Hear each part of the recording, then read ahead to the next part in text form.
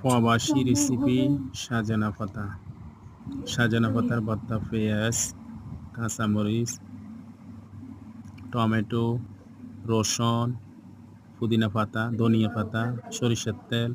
Fry প্যানে দিয়ে দিলাম সরিষার তেল,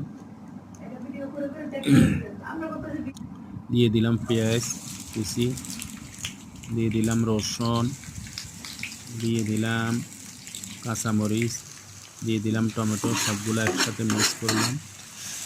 ব্রাউন কালার হয়ে আসলে এরপরে দিয়ে দিব সজনা পাতা, গরম পানিতে পরিষ্কার করা। এরপর দিয়ে দিলাম সজনা পাতা দেওয়ার পর এগুলো একটু হালকা মিক্স করব। মিক্স করে একটু 10 মিনিট ভাপে রাখলাম। হয়ে গেছে সজনা পাতা আমার এখন ভর্তা। আসলে কি আমরা প্রবাসে যারা আছি এরকম ধরনের জিনিসগুলো খুব মিস করি।